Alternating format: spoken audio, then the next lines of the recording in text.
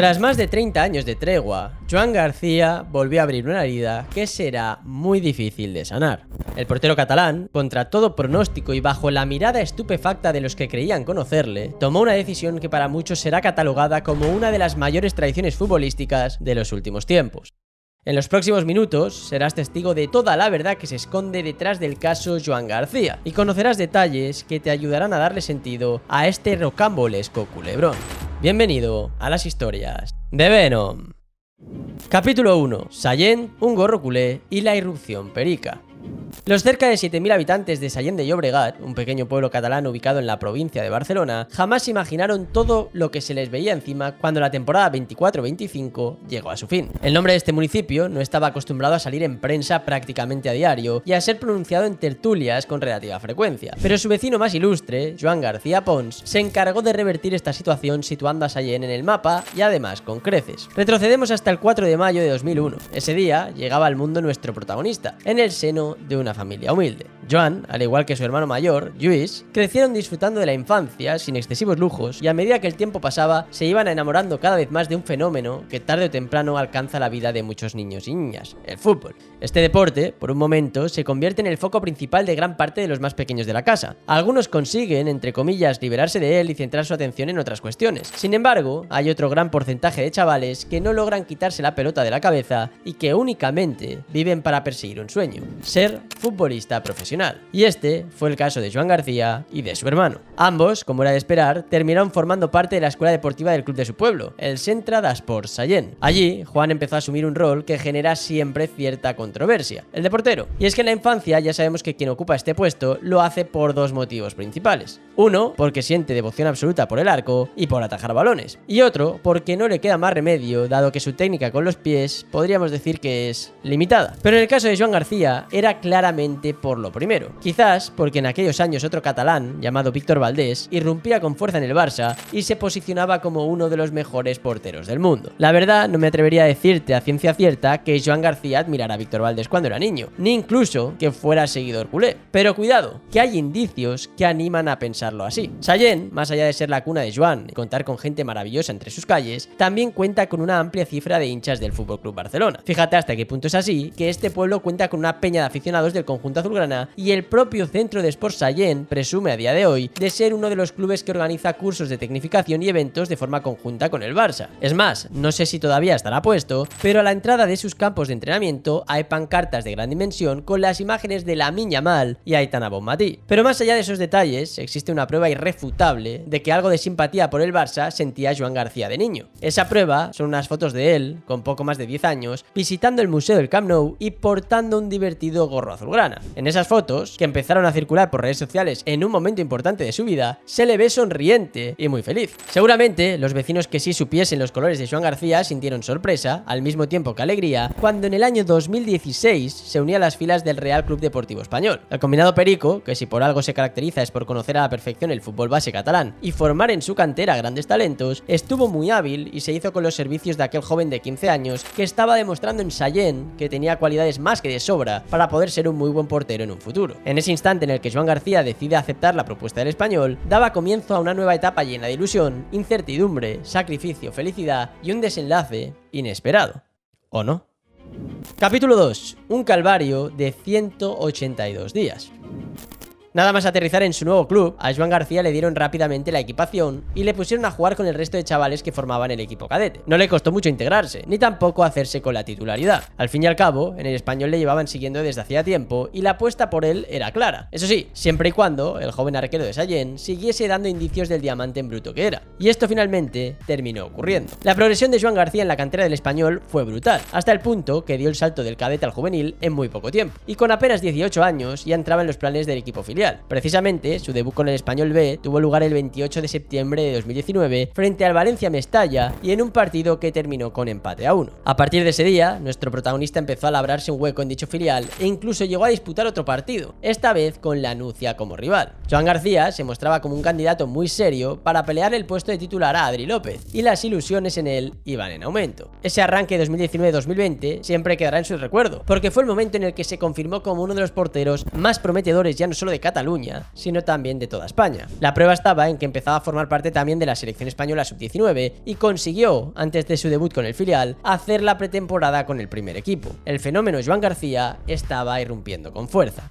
Pero el fútbol, si algo tiene, es que es muy caprichoso. Tanto que es capaz de corresponder tu trabajo y esfuerzo con pequeñas recompensas que te animan a seguir peleando más y más. No obstante, cuando menos te lo esperas, decide tirarlo todo por tierra y devolverte al punto de partida. Y esto fue lo que ocurrió con el guardameta de Sallent. A finales del mes de octubre de ese mismo año 2019, en el que parecía hacerse con la portería del filial y había conseguido tener presencia en el primer equipo, aunque solo hubiese sido en pretemporada, el español ofrecía un comunicado en sus medios oficiales que hacía que más de uno se echara a temblar. Joan García, portero del Español B, ha sido operado en las últimas horas de una lesión en el menisco interno de la pierna derecha. Se estima que el jugador catalán esté unos 6 meses de baja antes de volver a la competición. Todo se frenaba en seco. De golpe, en el mejor momento de su corta carrera, Joan García se lesionaba de gravedad. Se perdería gran parte de la temporada, por no decir toda, y los méritos acumulados se esfumaban de un plumazo. En el club y en su entorno no solo había miedo por cómo quedaría esa maltrecha rodilla derecha, también estaba la duda de qué ocurriría con Joan a nivel deportivo. ¿Sería capaz de recobrar su mejor versión? ¿Al regresar a los terrenos de juego, seguiría estando ahí, a un paso del fútbol profesional? ¿O ya habría otro portero ocupando su lugar? Fueron 182 días de máxima tensión, pero también de trabajo y entrega por un único objetivo: seguir siendo una de las perlas del Español. Y lo logró. Vaya que sí lo logró. A sus 19 años, Joan García mostró una mentalidad inquebrantable, alejada de lo que se le presume a un chico de esa edad. Mañana, tarde y noche, esforzándose por recuperarse de esa maldita lesión. Todas esas lágrimas derramadas durante el proceso merecieron la pena, porque nuestro protagonista llegó a la temporada 2021 en pleno estado de forma. El arquero catalán disipó de un plumazo cualquier duda que pudiera haber con respecto a su estado físico y cogió las riendas de la titularidad en el Español B con decisión. Es más, la cosa no se quedó aquí. También empezó a entrar en alguna que otra convocatoria de la primera plantilla, y ya no solo para partidos amistosos y de mero trámite. De hecho, su debut oficial, ese que tantos aficionados deseaban ver, llegó a finales del año 2021, concretamente el 1 de diciembre, como si de un regalo de Navidad anticipado se tratase. Fue en una competición con magia, como es la Copa del Rey, y contra el modesto Solares Medio Cudello. Jesús Salvador, entrenador de porteros de la escuadra perica, comentó de manera pública que Joan García tuvo una recuperación espectacular y que sus condiciones físicas eran excelentes. Estábamos hablando ya de un guardameta de 1,91 m de altura, ágil y con una velocidad gestual, según el propio Jesús, absolutamente brutal. Las semanas pasaban y es cierto que poco a poco Joan García, sus familiares y amigos más cercanos veían como su consolidación en el primer equipo solo era una cuestión de tiempo. Ganas no le faltaban porque el jugador no paraba de esforzarse y demostrar que era válido para ocupar ese puesto, y de talento iba poco menos que sobrado. Aún así, dar ese último salto definitivo no iba a ser nada sencillo, porque la portería de Cornellá estaba ocupada por un tal Diego López, quien en su día, con ayuda de Mourinho, desbancó a Iker Casillas en la portería del Real Madrid. Ahí es nada. Pero dicen que la paciencia es una gran virtud, y de ella tenía que tirar Joan García. Antes o después le llegaría la oportunidad de relevar a Diego López y debía estar preparado. Precisamente, esa oportunidad llegó frente al Elche en enero de 2022 y no dejó muy buen sabor de boca. Joan tuvo un error garrafal que le costó varias críticas y la mirada un poco desconfiante del entrenador Vicente Moreno, al mismo tiempo que le acabaría dando otro voto de confianza. Fue en un partido frente al Levante a domicilio y el partido se adentraba en su recta final cuando Diego López caía lesionado. Joan García saltaba al terreno de juego con el objetivo de ayudar a defender el 0-1 a favor, que por el momento sostenían los suyos. Todo iba bien hasta que un mal despeje por su parte, en un balón aéreo, provocó la igualada local. Segundo día serio en la oficina y segundo error, entre comillas. Las redes sociales empezaban a ser un reguero de críticas y varios aficionados ya se preguntaban si verdaderamente Joan García era tan bueno como aparecía. Su figura, indudablemente, se tambaleaba. Capítulo 3. El resurgir.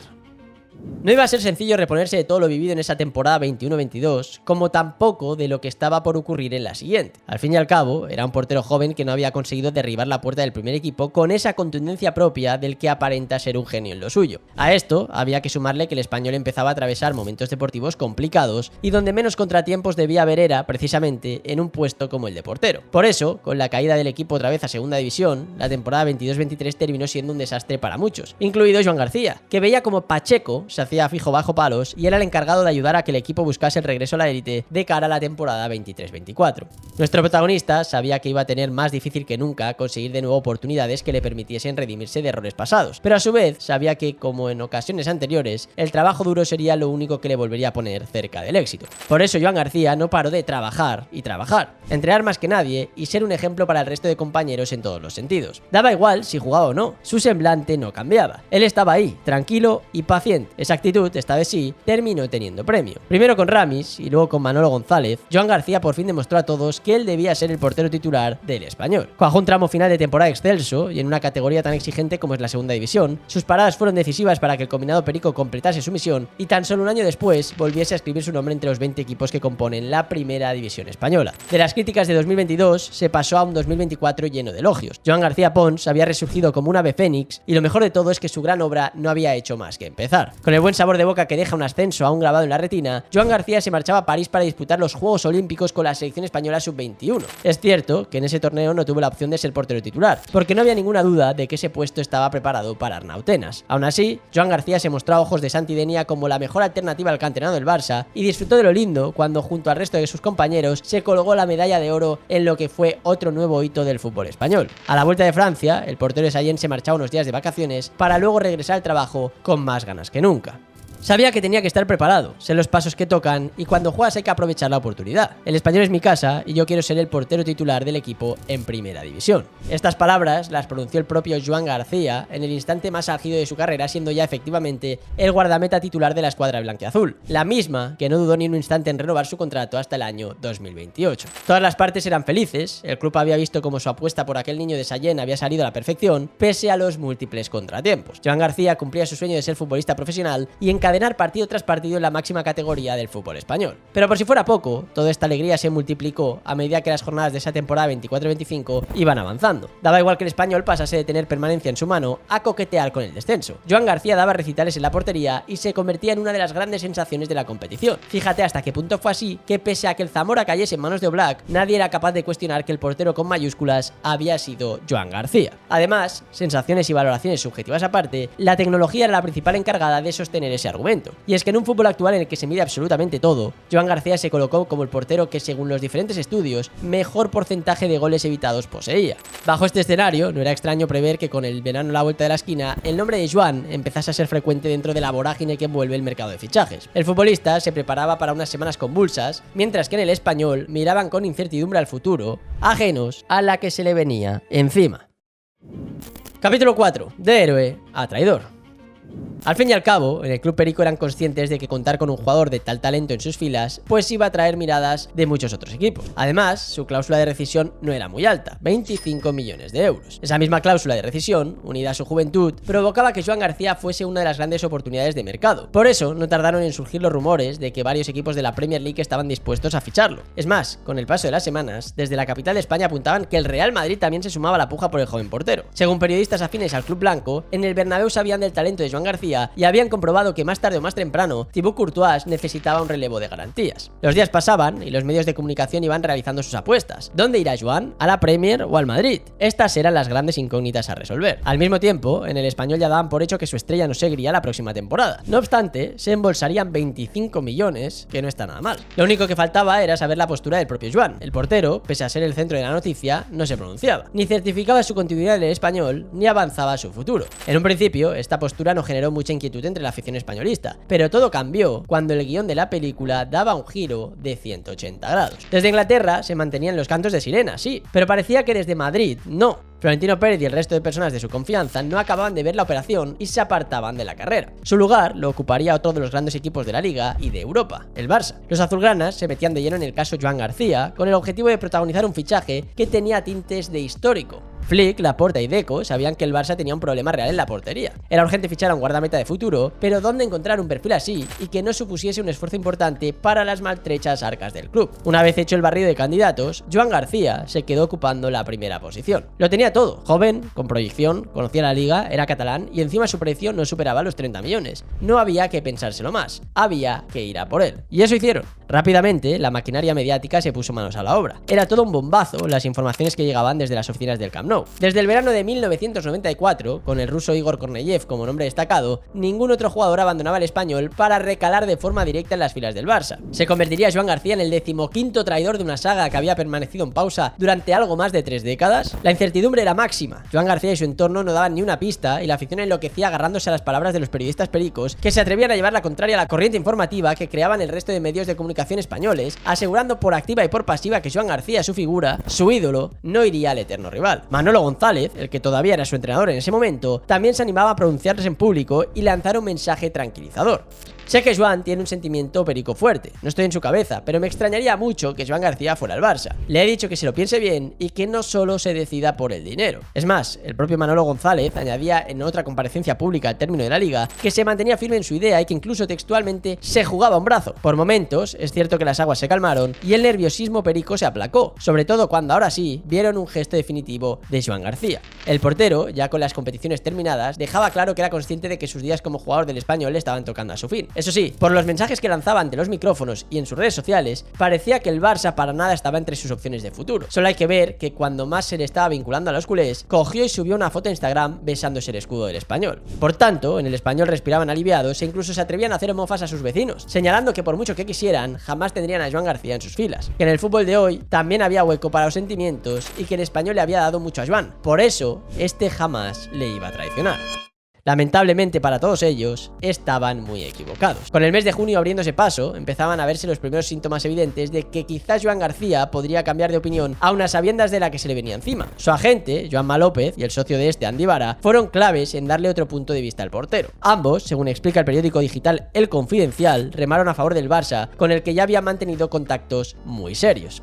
Joan Laporta y Deco querían a Joan García y así se lo hicieron saber. Pero no solo mostraban un interés firme, también llegaban con una propuesta complicada de rechazar. Le ofrecían un contrato de larga duración, más un sueldo de 3 millones de euros netos, 10 veces más de lo que cobraban en el Español, y, lo que es más importante, la garantía de que no habría problema por parte de Hansi Flick de sentar a un emblema como Ter Stegen en el banquillo. A esto había que sumarle lo deportivo. Al fin y al cabo, el Barça de Hansi Flick había cerrado una temporada prácticamente de sobresaliente, campeón de Copa del Rey, campeón de Liga y a un paso de la final de Champions. Todo ello acompañado de un fútbol que enamoraba al mundo entero. Una vez en frío, siendo objetivo y pensándolo todo con calma, Joan García terminó dándole ok a su fichaje por el Barça. Acto seguido, se desataba la rabia de todos aquellos que se sentían traicionados.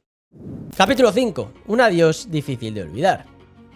La marcha de Joan García rumbo a la ciudad deportiva Joan Gamper era toda una realidad, como también lo era el tremendo enfado de muchos de los aficionados pericos que manifestaron su frustración con actos que no tienen justificación y que ponen de manifiesto el otro lado del fútbol, ese que saca lo peor del ser humano y que habría que erradicar cuanto antes. En Sallent, el pueblo natal de Joan García, aparecían pintadas por las calles con mensajes como traidor o puta rata. Si esto ocurría en la vida real, imagínate todo lo que le estaba aflorando en las redes sociales. Joan García se había convertido en el enemigo público número 1 de la mayor parte de la afición del Español. Y decimos la mayor parte porque, por fortuna, hubo personas que, aunque no les gustaba lo que acaba de ocurrir, respetaron la decisión del que hasta hace muy poco era su jugador franquicia. A medida que las horas pasaban, el ambiente era cada vez más y más hostil, llegando a tener su momento más álgido y de mayor polémica el día 18 de junio, cuando todo dejó de ser informaciones y noticias para volverse una realidad contrastada. Al filo del mediodía, el Barça emitía en sus canales oficiales el siguiente comunicado. El Barça ha hecho efectiva la cláusula de rescisión del jugador Joan García. El coste de la cláusula ha sido de 25 millones de euros más IPC. Este viernes el jugador firmará un contrato con el Barça para las próximas 6 temporadas, hasta el 30 de junio de 2031, en un acto privado en las oficinas del FC Barcelona. Hola culers, què tal? Molt content ja d'estar aquí amb vosaltres i amb moltes ganes de compartir coses boniques. Ens veiem aviat. Inmediatamente después, el propio Joan García publicaba en sus redes sociales un mensaje de despedida para la que había sido su afición.